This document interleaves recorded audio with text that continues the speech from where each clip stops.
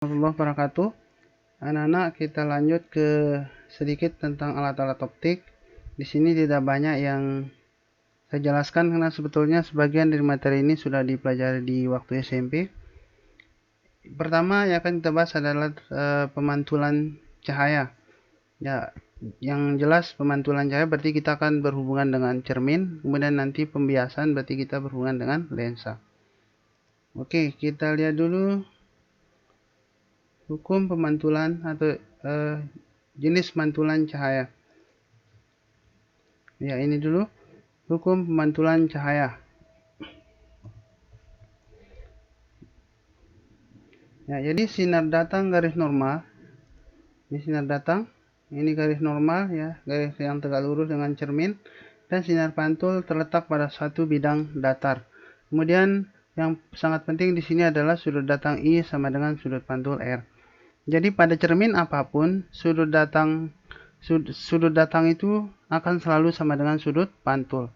Nah, kalau di cermin cekung cembung kita mengenal 3 sinar istimewa itu, kenapa harus seperti itu? Sinar datang sejajar sumbu utama dipantulkan lewat fokus, ya alasannya supaya I sama dengan R. Oke, nanti kita lihat. Nah, kemudian pemantulan pada cermin datar. Sifat bayangan yang dibentuk cermin datar, yang pertama jarak bayangan S aksen itu sama dengan jarak benda ke cermin yang simbolnya S. Tinggi bayangan H aksen selalu sama dengan tinggi benda. Kemudian bayangannya tegak dan menghadap berlawanan arah dengan bendanya. Ya, biasanya kalau kita berdiri di depan cermin, tangan kiri kita akan jadi kanan di dalam cermin, kanannya akan jadi kiri. Kemudian bayangannya selalu maya atau semu. Jadi jelas di dalam cermin terlihat, tapi sebetulnya itu bayangannya yang maya. Nah, yang perlu saya garis bawahi di sini, kalau maya itu selalu pasangannya tegak. Ingat ya. Jadi kalau maya apapun itu baik lensa maupun cermin itu selalu pasangannya tegak. Jadi maya dan tegak.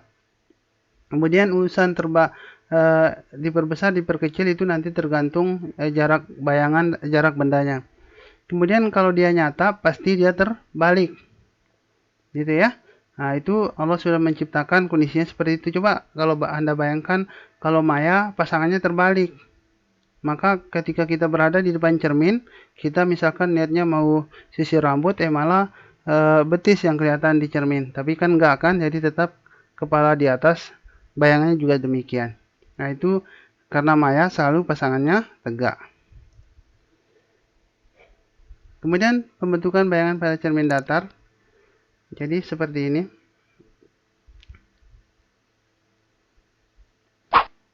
Ya, jadi kita ambil 3 sinar datang pada sebarang tempat ya. Nah, jadi bayangan maya itu selalu merupakan hasil pertemuan dari perpanjangan sinar pantul. Di mana-mana ya, jadi bayangan maya selalu merupakan hasil pertemuan sinar pantul, perpanjangannya. Karena ini kalau diperpanjang ke depan tidak akan ketemu, maka diperpanjang ke belakang. Jadi ketemunya di belakang. Nah, itulah bayangan yang maya dan tegak. Nah, kemudian bagaimana cara menghitung jumlah bayangan yang dibentuk oleh dua cermin datar yang saling membentuk sudut alfa satu sama lain? Logikanya sederhana. Jadi kalau ada misalkan cerminnya membentuk sudut alfa, maka jumlah bayangan yang terbentuk adalah 360 per alfa kurang 1. Ya, misalkan cerminnya membentuk sudut 90 derajat. Jadi kalau 360 bagi 90 kan ada 4. Kenapa kurang 1? Ya karena yang satunya adalah bendanya, sedangkan yang tiganya adalah bayangan. Nah, ini rumusnya 360 per alfa dikurang 1. Ini contoh soalnya. Ya, jadi kalau sudut AP-nya 90 derajat, maka jumlah bayangannya sama dengan 3. Ya, jadi bayangan dengan bendanya totalnya 4 gitu ya. Karena sudutnya ada 4. Ya, 360 bagi 90 kan ada 4. Nah, kita kurang 1 karena yang satunya adalah bendanya, maka bayangannya sisa 3. Bagaimana kalau dia 180 derajat? 180 derajat itu sama saja dengan satu cermin. Ya kan? Jadi cermin sama dengan satu cermin karena dua cermin itu sejajar. Bayangannya berapa? 360 bagi 180 sama dengan 2. Ya, benda dengan bayangannya itu kan totalnya 2 kurang 1 berarti bayangannya 1. Demikian seterusnya ya. Misalkan kalau sudut apitnya 60, berarti 360 bagi 6. Maka nanti akan ada 6. Ya, maka akan ada totalnya 6 seperti itu. Ya, kurang 1 karena yang satunya benda, berarti yang 5-nya adalah bayangannya. Ya, demikian seterusnya. Ya, ini cara menghitung jumlah bayangan yang terbentuk di antara dua buah cermin datar. Nah, ini gambarnya.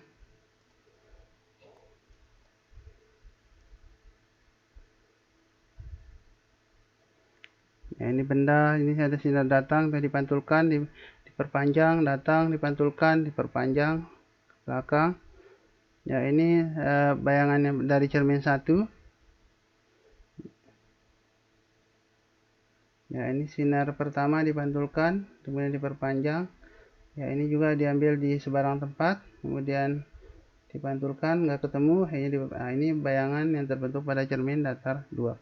Sedangkan bayangan ketiga adalah perpanjangan dari sinar pantul yang kedua kali. Ya, jadi di situ totalnya ada 4 gitu ya. Ya, ada 4, kita kurang 1, maka bayangannya yang 3-nya. Ya, seperti itu teorinya. Oke, kemudian pemantulan pada cermin lengkung. Cermin lengkung, ya kita lihat cermin cekung sifatnya memantulkan sinar. Jadi sinar dipantulkan di suatu titik yang disebut dengan titik fokus. Kemudian di cermin cekung itu, kita lihat dulu bagian-bagiannya untuk mudah menjelaskan sifat bayangannya. Nah, di cermin itu ruangnya ada 1, 2, 3, dan 4. Jadi ruang 1 antara cermin dengan titik fokus, ruang 2 antara titik fokus dengan titik pusat kelengkungan, dan 3 itu di depan titik pusat kelengkungan. Jadi ada teorinya. Ya, ruang benda tambah ruang bayangan itu sama dengan 5. Jadi itu cara gampangnya gitu ya. Artinya kalau bendanya di ruang 2, bayangan di ruang 3, seperti itu. Kalau benda di ruang 3, bayangannya ruang 2. Gitu ya. Itu cara menentukan sifat bayangan pada cermin cekung atau cermin yang lain. Kalau benda di ruang 1, bagaimana supaya totalnya 5? Ya jelas bayangannya di ruang 4. Ya seperti itu. Jadi kalau di belakang cermin maya dan tegak gitu ya. Maya, tegak, dan diperbesar karena 4 lebih dari 1. Coba kita lihat. Ya, ini tidak sinar istimewanya. Ya, ini terjadi ketika sinar istimewa ini terjadi disebabkan berlakunya hukum pemantulan cahaya, yaitu sudut datang sama dengan sudut pantul. Ya, seperti itu. Kita lihat. Nah, ini dia sifat-sifat bayangan yang dibentuk cermin cekung. Ruang benda ruang 3, bayangannya 2. Ya, ingat ya, jadi ruang benda tambah ruang bayangan sama dengan 5. Sifatnya apa? Karena ruang 2 di depan cermin. Ya, jadi kalau cermin bayangannya di depan itu nyata. Nyata, ingat pasangnya terbalik. Terus ruang bayangannya 2 lebih kecil dari 3, berarti diperkecil. Kalau benda di ruang 2, bayangan di ruang 3. 3 itu masih di depan cermin, berarti nyata, dan terbalik. 3 lebih besar dari 2, berarti diperbesar. Sehingga nyata, terbalik, diperbesar. Kalau bendanya di ruang 1, maka ruang bayangan 4. 4 ini di belakang cermin. Kalau di belakang berarti maya dan tegak. Kemudian 4 lebih dari 1, maka itu yang disebut dengan diperbesar. Jadi ada 3 kemungkinan pasangan sifat bayangan cermin cekung maupun lensa cembung karena sifatnya sama. Kemudian untuk cermin cembung, ya ini sifatnya menyebarkan sinar ya, sinar pantul seolah-olah berasal dari titik fokus yang ada di belakang. Kalau cekung tadi fokusnya di depan, ya. Nah, untuk cermin cembung ruang 1, 2, 3 itu semua di belakang, sedangkan di depan ruang 4. Oleh karena itu, di cermin cembung kita hanya mengenal satu sifat bayangan. Kenapa? Karena semua daerah di depan cermin adalah ruang 4, maka dimanapun kita meletakkan benda, bayangannya akan selalu berada di ruang 1. Coba kita cek ya. Ini ada animasi. Nah, ini kalau cermin cekung. Ya, ini kalau benda di ruang 3, ini ruang 3 ini di depan titik pusat kelengkungan, bayangannya di ruang 2. Ya, ini nyata, terbalik, diperkecil. Kalau benda saya geser ke ruang 2, ini ruang 2, ternyata bayangannya nyata, terbalik, diperbesar. kalau benda saya geser ke ruang 1, nah bayangannya di belakang. Ya, maya tegak diperbesar seperti itu. Bagaimana kalau dia cembung? Kalau cembung, sifat bayangannya cuma satu. Jadi dimanapun kita letakkan bendanya di depan cermin, bayangannya selalu maya tegak dan diperkecil. Seperti itu.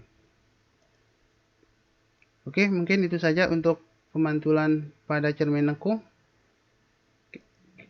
Itu teorinya. Sekarang kita lihat contoh soalnya. Bagaimana cara menjawab soal cermin cekung dan lensa cembung? Jadi caranya sama.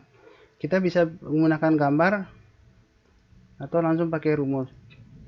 Yang diketahui tinggi benda 4 cm, jarak benda 15 cm, dan jarak fokus 10 cm.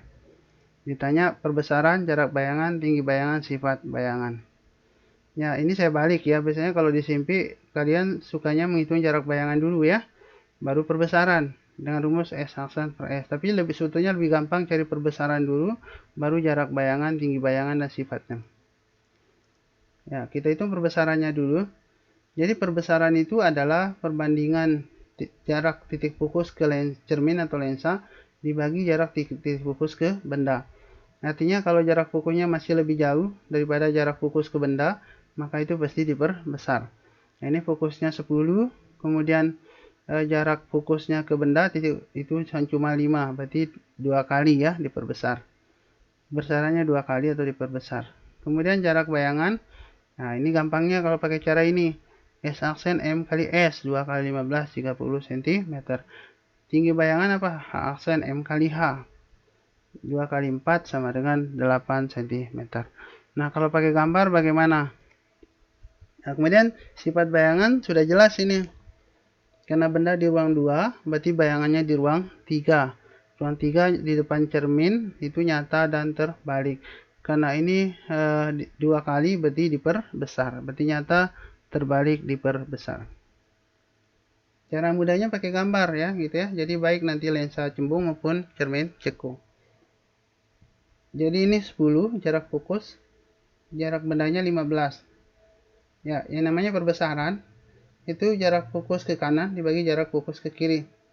Ya, jarak titik fokus ke kanan dibagi jarak titik fokus ke kiri. Berarti kita harus cari panjang yang ini.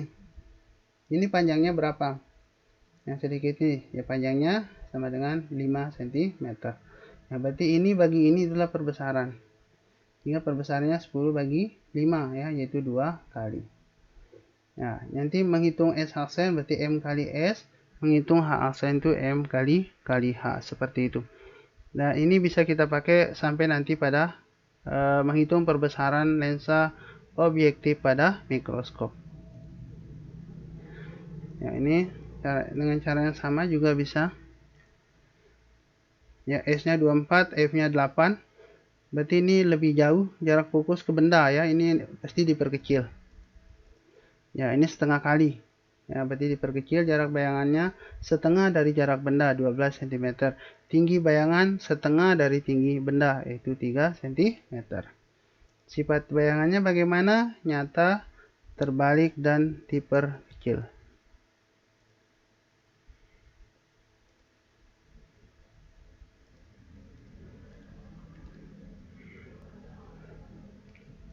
Oke, sampai sini ada pertanyaan?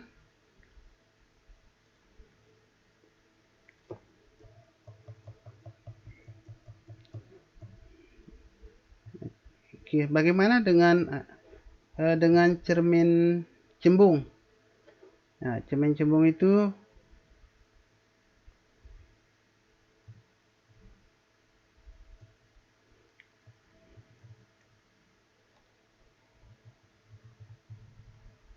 nah, ini sebuah benda yang tingginya 6 cm berada pada jarak 20 cm di depan sebuah cermin cembung yang jari-jarinya 20 cm. Hitung jarak bayangan, tinggi bayangan, perbesaran, dan tentukan sifat bayangan.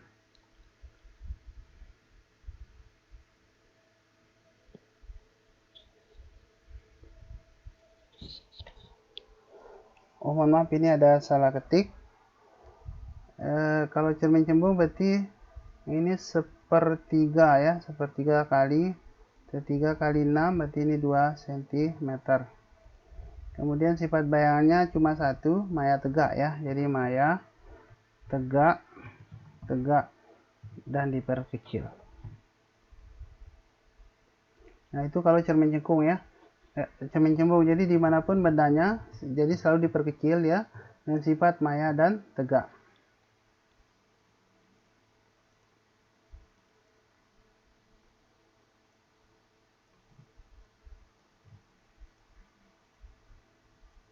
Oke, sampai di sini dulu untuk cermin pemantulan cahaya oleh baik cermin datar maupun cermin lengkung. Kita lanjut nanti dengan pembiasaan cahaya oleh lensa tipis, kemudian alat-alat optik.